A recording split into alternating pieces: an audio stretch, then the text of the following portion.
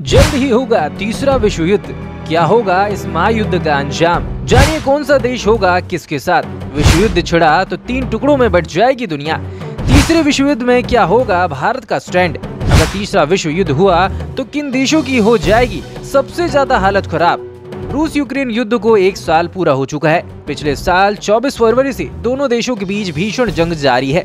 दोनों देशों के बीच अभी भी जंग पूरी तरह से जारी है। अलग अलग सोर्सेज के मुताबिक यूक्रेनियन सेना के अलावा अब तक 7,000 से ज्यादा आम नागरिक भी मारे जा चुके हैं। लगभग 7 मिलियन लोग अपना देश छोड़कर दूसरी जगह पर पलायन कर चुके हैं।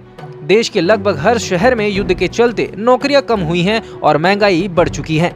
यहाँ तक कि भागे और डरे हुए नागरिक तस्करी का शिकार हो रहे हैं।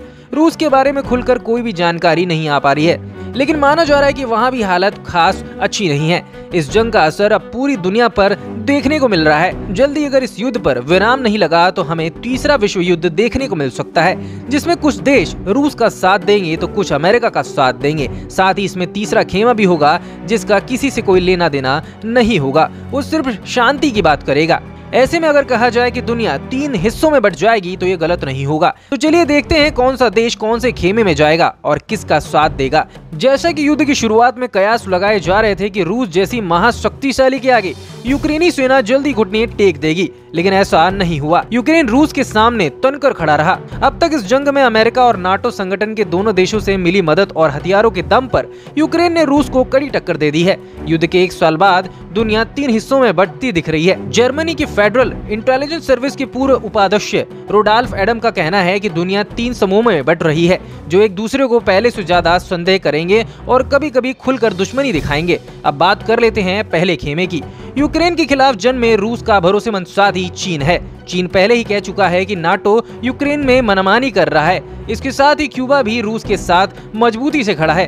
क्यूबा और चीन के अलावा आर्मेनिया, कजाकिस्तान, किर्गिस्तान, तजाकिस्तान और बेलारूस भी रूस के साथ हैं। अमेरिका के विरोध में ईरान और उत्तरी कोरिया का सहयोग भी रूस को मिल रहा है। चीन का करीबी होने के नाते पाकिस्तान का भी रूस को समर्थन है। ये तो हुई पहले खेमे की बात।